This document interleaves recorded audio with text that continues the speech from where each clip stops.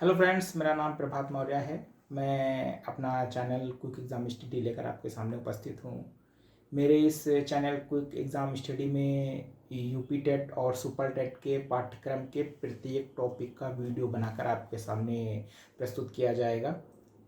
तो आप हमारे चैनल को सब्सक्राइब कर लें, बेल आइकन दबाना ना भूलें, क्योंकि बेल आइकन दबाने से हमारे आने वाले नए वीडियो का नोटिफिकेशन आप तक जल्दी पहुंचेगा। और वीडियो देखने के बाद अगर आपको अच्छा लगे तो लाइक जरूर करिएगा। धन्यवाद। हेलो, आज हम लोग अलंकार के विषय में जानकारी प्राप्त करेंगे। ठीक है। देखिए, अलंकार किसे कहते हैं। ठीक, देखिए, अलंकार शब्द अलम एवं कार के योग से बना है। ठीक है, अलम और कार के योग से अलंकार शब्द बना हुआ है, जिसका अर्थ है आभूषण या विभूषित करने वाला। ठीक है, मतलब आभूषण या विभूषित करने वाले मतलब जो काव्य या जो रचनाएं होती हैं उनको और सुंदर कैसे बनाया जाए। ठीक, तो उनको इन अलंकारों के माध्यम से का प्रयोग करके और ज्यादा सुंदर बनाया जाता है। ठीक है, जैसे आभूषण नॉर्मल इंसान पहनता है, अंगूठी पहनता है, कड़े पहनता है या जंजीर पहनता है, लेडीज पहनती हैं कान में, नाक में। ठीक है, तो वो उनकी सुंदरता के लिए होता है। वैसे ही काव्यगत विशेषताएं या साहित्य में अलंकार का विशेष महत्व है। ठीक, अलंकारों के माध्यम से जो लेखक कितना सुंदर वर्णन कर सकता है वो करने की कोशिश करता है। ठीक है, तो अलंकारों का एक विशेष महत्व है, एक महत्वपूर्ण स्थान है। ठीक, तो अलंकार शब्द जो है आलम और कार के योग से बना हुआ है, और इसमें आभूषण या विभूषित करने वाला होता है, जो भी चीज लिखी जाती है उसको। ये इसका एक हो गया। और या फिर ये भी कह सकते हैं दूसरी तरह से कि जिन उपकारों या शैलियों से काव्यों की सुंदरता बढ़ाई जाती है उन्हें ही अलंकार कहा जाता है। ये भी चल सकता है। ठीक है, ये जिन उपकरणों या शैलियों से, ठीक है, जिन उपकरणों या शैलियों से काव्यों की सुंदरता बढ़ाई जाती है उन्हें अलंकार कहा जाता है। हमने आपसे क्या कहा कि काव्य की सुंदरता को बढ़ाने के लिए, या फिर ये भी आप कह सकते हैं, अगर रटने की जरूरत नहीं, इसे समझने की जरूरत, ये भी कह सकते हैं कि काव्यों की सुंदरता बढ़ाने के लिए जिन उपकरणों का प्रयोग किया जाता है उन्हें अलंकार कहते हैं। ठीक, काव्यों की सुंदरता बढ़ाने के लिए जिन उपकरणों का प्रयोग किया जाता है उन्हें अलंकार कहते हैं। ठीक, ठीक हो गया।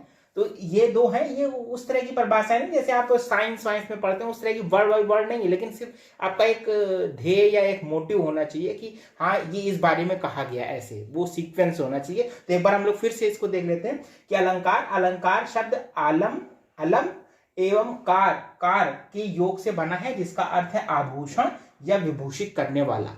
ठीक, दूसरा इस पैराग्राफ में कहते हैं जिन उपकरणों या शैलियों से काव्यों की सुंदरता बढ़ाई जाती है उन्हें ही अलंकार कहा जाता है। ठीक,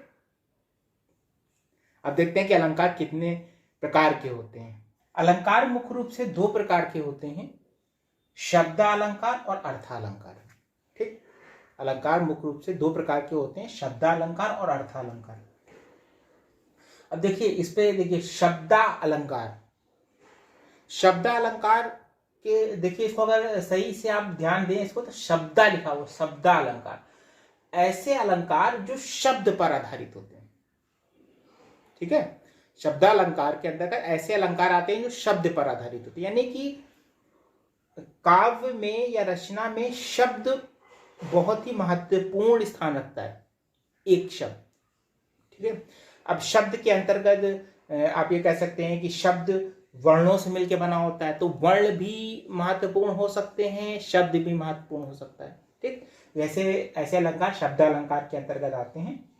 ठीक, और दूसरा है अर्थालंकार, जैसे कि देखिए, अर्थालंकार शब्द से प्रतीत होता है कि अर्था, यानी कि ऐसे अलंकार जो काव्य या रचना के अर्थ को प्रभावित करते हैं, वो अर्थालंकार के अंतर्गत आते हैं। ठीक है, अब देखते हैं कि शब्दालंकार में कौन कौन से अलंकार। देखिए, शब्दालंकार में प्रमुख रूप से अनुप्रास, यमक, और श्लेष अलंकार आते हैं। ठीक है, शब्दालंकार में प्रमुख रूप से अनुप्रास अलंकार, यमक और श्लेष अलंकार आते हैं।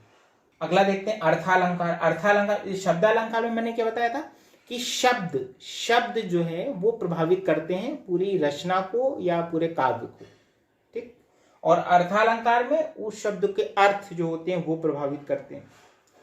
तो देखिए अर्थालंकार में प्रमुख रूप से उपमा, रूपक, उत्प्रेक्षा, अतिशयोक्ति, भ्रांतिमान, संदेह अलंकार आते हैं। ठीक, अर्थालंकार में प्रमुख रूप से उपमा, रूपक, उत्प्रेक्षा, अतिशयोक्ति, भ्रांतिमान, संदेह अलंकार आते हैं। ये अलंकार आते हैं। ठीक, तो अलंकार के दो ही भेद होते हैं, एक शब्दालंकार, एक अर्थालंकार। ठीक, अब इनके भी भेद होते हैं, हमने आपको बताया शब्दालंकार यानी शब्द पर आधारित होते हैं और अर्थालंकार यानी जो अर्थ को परिवर्तित कर देते हैं। ठीक है, वो अर्थालंकार के अंतर्गत आते हैं। ठीक, अब हम इनके भेद देख लेते हैं कि इनके भेद जो हैं, जैसे शब्दालंकार के हैं अनुप्रास, यमक, श्लेष, इनके बारे में पढ़ते हैं और उसके बाद में फिर अर्थालंकार के भेदों के बारे में पढ़ते हैं। अलंकार दो प्रकार के होते हैं, शब्दालंकार और अर्थालंकार। तो देखिए शब्दालंकार के अंतर्गत आता है जहां शब्दों में अलंकार हो वहां शब्दालंकार होता है, जहां शब्दों में अलंकार हो वहां शब्दालंकार होता है। जबकि नाम से ही आपको पता चल रहा होगा शब्दालंकार, जहां शब्दों में अलंकार हो वहां शब्दालंकार होता है। शब्दालंकार के अंतर्गत प्रमुख रूप से अनुप्रास, यमक और श्लेष अलंकार आते हैं। ठीक है, इसमें क्या लिखा है, शब्दालंकार के अंतर्गत अनुप्रास, यमक और श्लेष अलंकार प्रमुख है। यही तीन अलंकार हैं शब्दालंकार के अंतर्गत, जो उसके भाग हैं, जो बहुत ज्यादा परीक्षाओं में पूछे जाते हैं। ठीक है, तो इसके बाद हम लोग अनुप्रास, यमक और श्लेष अलंकार के किसे कहते हैं और कैसे जानेंगे कि वो पहचानेंगे कि कौन सी काव्य या रचना में कौन सा, किन पंक्तियों में कौन सा अलंकार है। ठीक है, ये बहुत आसान है, आप इसको देखते रहिए वीडियो को और हम इसमें बहुत आसानी से आपको बताएंगे कि इनको पहचानने का तरीका क्या है। अनुप्रास, यमक और श्लेष के बहुत ही उदाहरण जो बहुत ही कॉमन है, जो बहुत ज़्यादा चलते हैं, बताए जाते हैं, वही हम आपको बताएंगे और बहुत ही अच्छे तरीके से कि आपको पूरी तरह से आप समझ जाएं परीक्षा के दृष्टि से कि किसमें कौन सा अलंकार होगा। बहुत आसानी से आप बहुत जल्द पहचान लेंगे उसको। ठीक, तो हम लोग अब देखते हैं कि क्रमशः देखेंगे अनुप्रास, यमक और श्लेष अलंकार की परिभाषा और उसके उदाहरण, उनको पहचानने का तरीका क्या है। तो शब्दालंकार के भेदों के अंतर्गत अनुप्रास अलंकार के बारे में जानते हैं हम। अनुप्रास अलंकार में किसी व्यंजन वर्ण की आवृत्ति होती है। आवृत्ति का मतलब बार बार आना। ठीक है, आवृत्ति का मतलब बार बार आना, आवृत्ति का मतलब। तो लिखा है अनुप्रास अलंकार में किसी व्यंजन वर्ण की आवृत्ति होती है। ठीक है, व्यंजन वर्ण का स्वर और व्यंजन दो भाग में हिंदी वर्णमाला टूटी हुई है। वर्णमाला हिंदी की दो भाग में टूटी हुई, स्वर और व्यंजन। तो जो व्यंजन है का, खा, गा, गा, ठीक है, इसमें जो व्यंजन वर्ण है, जैसे का है या खा है या गा है, पर्टिकुलर वर्ण अलग अलग, ठीक, उसकी जो पुनरावृत्ति होती है, पुनरावृत्ति यानी कि वो बार बार आता है। जैसे उदाहरण में देखिए, पहला उदाहरण, तरनी तनुजा तट तमाल तरुवर बहुछाए। तरनी तनुजा तट तमाल तरुवर बहुछाए। ठीक, अब इन पंक्तियों में देखिए तावर्ण की लगातार आवृत्ति हुई है। ठीक है, बार बार ता आया है। कैसे देखिए, तरनी में ता आया है, तनुजा में ता आया है, तट में ता आया है, तमाल में ता आया है, तरुवर में ता आया है। मतलब इसमें तो काफी बार हो गई थी, ये बहुत उपयुक्त उदाहरण है। ठीक है, तरनी तनुजा तट तमाल तरुवर बहुछाए, ये उदाहरण। ठीक, तो हमने क्या बोला था, इसमें क्या अनुप्रास अलंकार में किसी व्यंजन वर्ण की आवृत्ति है। ता देखिए व्यंजन है, ता व्यंजन है। तो तरनी तनुजा तट तमाल तरुवर बहुछाए, ता वर्ण की आवृत्ति लगातार हुई है, लगातार आवृत्ति हुई है। देखिए ता इसमें आया, ता इसमें आया, ता इसमें आया। अब दूसरा देखिए, चारु चंद्र की चंचल किरणें, चारु चंद्र की चंचल किरणें खेल रही हैं जलथल में। ठीक है, खेल रही हैं जलथल में। अब इसमें देखिए चा वर्ण की लगातार आवृत्ति हुई है, चा वर्ण। ये देखिए चारु, चा आया है, चंद्र चा आया है, चंचल चा आया है। ठीक है, तो अनुप्रास अलंकार के अंतर्गत किसी व्यंजन वर्ण की पुनरावृत्ति होती है, बार बार आता है, तो वहां पे अनुप्रास अलंकार होता है। ठीक है, शब्दालंकार के अंतर्गत दूसरा जो आता है वो यमक अलंकार आता है। इसके पहले मैंने आपको अनुप्रास अलंकार पढ़ाया है, तो यमक अलंकार के बारे में जानते हैं। जिस काव्य में समान शब्द की अलग अलग अर्थों में आवृत्ति हो, जिस काव्य में समान शब्द की अलग अलग अर्थों में आवृत्ति हो, वहां यमक अलंकार होता है। यानी कि जिस काव्य में या रचना में एक समान शब्द बार बार आया हो। अनुप्रास अलंकार में क्या था कि समान व्यंजन वर्ण आता था, समान व्यंजन वर्ण आता था, आवृत्ति होती थी, बार बार आता था। और यमक में क्या है, पूरा शब्द ही आता है बार बार, शब्द जो है वो कई बार आता है, रचना में या काव्य में कई बार आता है, वहां यमक अलंकार होता है। उदाहरण देख लेते हैं। पहला देखिए, दई दई क्यों करतु है, दई दई क्यों करतु है, दई दई सुकबूल। ठीक, दई दई क्यों करतु है, दई दई सुकबूल। अब देखिए इसमें दई दई शब्द बार बार आया है। देखिए दई दई, ये दई दई दई दई, ठीक, शब्द बार बार आया। अब देखिए इसमें प्रथम जो दई दई शब्द है, ये पहला दई दई शब्द दो बार आया है। प्रथम दई दई का अर्थ है देव देव, भगवान भगवान, देव देव। ठीक है, प्रथम दई दई का जो अर्थ है वो है देव देव, यानी भगवान, देव मतलब भगवान। ठीक है, देव देव। और जो दूसरा दई दई आया है, द्वितीय दई दई का अर्थ है देव द्वारा दी गई वस्तु। उस देव या भगवान द्वारा जो वस्तु दी गई है वो दई दई का है। कि दई दई क्यों करते हो, देव देव भगवान भगवान क्यों करते हो, दई दई सुकबूल, जो भगवान ने दे दिया है उसे स्वीकार करो। ठीक, अगला देख लेते हैं। ये हो गया ना कर्मण, शब्द आया है बार बार, जो बार बार शब्द आए उनके अलग अलग भिन्न भिन्न अर्थ हैं। देखिए देखा है, जिस काव्य में समान शब्द, शब्द समान है, समान शब्द की अलग अलग अर्थों में अर्थ अलग अलग हैं। देव देव और देवता द्वारा दी गई वस्तु, अर्थ अलग अलग हो गए, वर्ड समान है। अब अगला उदाहरण देख लेते हैं। देखिए, कनक कनक ते सौगुनी मादकता अधिकाय, कनक कनक ते सौगुनी मादकता अधिकाय, या खाए बौरात नर या पाए बौरात। ठीक, कनक कनक ते सौगुनी मादकता अधिकाय, या खाए बौरात नर या पाए बौरात। यानी कि कनक कनक शब्द दो बार आया है, कनक कनक दो बार आया है। ठीक है, कनक शब्द एक बार, कनक शब्द दो बार आया है।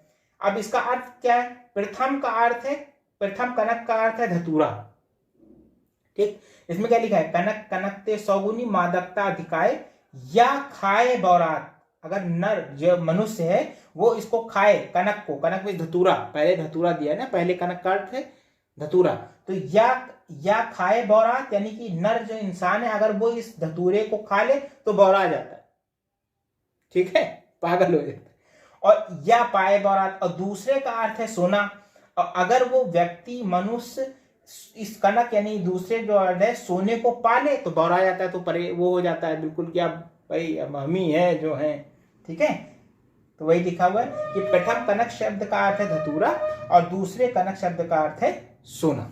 ठीक, या खाए बौरात, जग हुआ पाए बौरात, तो प्रथम का अर्थ है धतूरा और दूसरे का अर्थ है सोना। तो ये है यमक अलंकार। तो शब्दालंकार के अंतर्गत जो प्रमुख उसके भेद हैं उनमें हम लोग अनुप्रास अलंकार और यमक अलंकार के बारे में पढ़ चुके हैं। अब हम लोग पढ़ेंगे श्लेष अलंकार के विषय में, कि श्लेष अलंकार किसे कहते हैं, उसके उदाहरण, उसको जानने का तरीका क्या है। ठीक है, देखिए श्लेष अलंकार, श्लेष का अर्थ है चिपकना। ठीक है, चिपकने से तात्पर्य एक, इसमें क्या होता है कि एक ही शब्द एक बार ही आता है और उसके अर्थ भिन्न भिन्न होते हैं। जैसे अनुप्रास में क्या था कि वर्ण आता था, व्यंजन वर्ण आता था, बार बार आते थे। ठीक है, यमक में क्या था कि एक ही शब्द दो बार आता था लेकिन उसके अर्थ भिन्न भिन्न होते थे। अब श्लेष में क्या है कि शब्द एक ही बार आता है, एक बार आता है शब्द, लेकिन उसके अर्थ भिन्न भिन्न होते हैं। ठीक, ठीक है ना। यमक और श्लेष में अंतर से भी है, यमक में शब्द ही दो बार आता है लेकिन उसके अर्थ भिन्न भिन्न होते हैं, और श्लेष में शब्द सिर्फ एक बार आता है लेकिन उसके अर्थ भिन्न भिन्न होते हैं। देखिए, जब एक शब्द एक ही बार आता है, जब एक शब्द एक ही बार आता है पर उसके अर्थ एक से अधिक होते हैं। जब एक शब्द एक बार आता है लेकिन उसके अर्थ एक से अधिक होते हैं, वहां श्लेष अलंकार होता है। ठीक, जब एक शब्द एक ही बार आता है लेकिन उसके अर्थ भिन्न भिन्न होते हैं, वहां श्लेष अलंकार होता है। उदाहरण देखिए, उदाहरण देखिए, रहीमन पानी राखिए। रहीमन पानी, रहीम का दोहा है ये, बिल्कुल सही पहचाना, रहीम का दोहा है। रहीमन पानी राखिए बिन पानी सब सून। रहीमन पानी राखिए बिन पानी सब सून, और पानी गए न उबरे मोती मानुष चून। ठीक, ठीक है। अब देखिए यहां पर पानी शब्द आया है। देखिए यहां पानी श्लिष्ट शब्द है, जो शब्द है श्लिष्ट शब्द है पानी, क्योंकि पानी आया एक बार है लेकिन उसके अर्थ देखिए, पानी गए ना उबरे मोती मानुष चून। पानी आया एक बार है लेकिन उसके अर्थ तीन है, तीन अर्थ हैं। कितने? तीन। किसके? मोती के विषय में अलग है, मानुष यानी मनुष्य के विषय में अलग है, और चून यानी चूने के विषय में, चूना जो पान के साथ खाते हैं, हाँ, चूने के विषय में अलग है। ठीक, कैसे? देखिए तीन अर्थ देखिए, मोती के अर्थ में चमक से है। पानी का अर्थ जो मोती के विषय में है वो चमक से, मोती की जो चमक है। ठीक, और मनुष्य, मानुष यानी मनुष्य के अर्थ में प्रतिष्ठा से या सम्मान से है। मनुष्य के अर्थ में उसकी प्रतिष्ठा या सम्मान से। ठीक, और चून यानी चूने के अर्थ में जल से है। ठीक, इसमें यह बताया गया कि पानी के बिना मोती, मनुष्य और चूना, इनकी कोई वैल्यू नहीं है। कैसे? देखिए, अगर मोती को पानी से निकाल लिया जाए तो उसकी चमक बेकार हो जाएगी बनते समय के बाद। बन जाने के बाद की बात नहीं कर रहे, बनते समय की बात कर रहे। अगला है, अगर मनुष्य को प्रतिष्ठा, उसकी सम्मान प्रतिष्ठा खो जाए तो मनुष्य कोई वैल्यू नहीं, मनुष्य कोई बेकार है मनुष्य। ठीक, वैसे ही चूने के अर्थ में जल से, जो चूना होता है जो खाते हैं, जो लोग खाते हैं उनकी बात कर रहे हैं, या जो पान की दुकान में रहते हैं उनसे पूछो।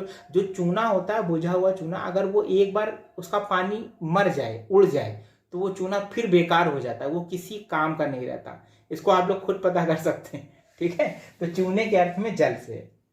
तो ये है आपका श्लेष, यानी इसमें क्या होता है कि शब्द एक बार आता है लेकिन उसके अर्थ भिन्न भिन्न होते हैं। ठीक, तो ये शब्द अलंकार के प्रमुख भेद थे। इनमें अनुप्रास अलंकार प्रमुख था, आपका यमक प्रमुख था, और श्लेष प्रमुख था। अब हम लोग इसके बाद में पढ़ेंगे अर्थालंकार। ठीक, अब एक चीज और हम ये बता दें आपको कि ये इसके पहले जो हमने वीडियो बनाए हैं उनमें आपकी संधियां हैं, उसमें स्वर संधि के सारे भेद हैं। आपका दीर्घ, गुण, यण, वृद्धि, अयादि, ये सारे हैं। और उसके बाद में व्यंजन संधि के बारे में पूरा बताया गया है, चार्ट के साथ बताया गया है, बहुत आसान तरीके से बताया गया है। और फिर विसर्ग संधि के बारे में बताया गया है, बहुत आसान तरीके से संधियों को जानने की ट्रिक भी बताई गई है। तो अगर आपने वो वीडियो नहीं देखा है तो उसको भी देख लीजिए। जी हाँ, उसको भी देख लिए। हिंदी व्याकरण में बहुत ही ज़्यादा महत्वपूर्ण है वो। ठीक है, और उसके बाद में आप ये आपका अलंकार के बारे में मैं पढ़ा रहा हूँ। ठीक है, तो अलंकार के अंतर्गत आपका शब्द अलंकार हो गया है, और इसके बाद में मैं अर्थालंकार का भी वीडियो बहुत ही जल्द आपके सामने लेकर प्रस्तुत होऊंगा। ठीक है, तो अगर आप लोगों ने चैनल को सब्सक्राइब नहीं किया तो सब्सक्राइब कर लीजिए, और बेल आइकन दबा दीजिए कि जो आगे आने वाले वीडियो उनका जो नोटिफिकेशन है आप तक जल्दी पहुंच जाए। और आपको कोई समस्या है तो आप नीचे कमेंट्स बॉक्स में आप उसको लिख सकते हैं, और हम उसे पूरी तरह से दूर करने की कोशिश करेंगे। धन्यवाद।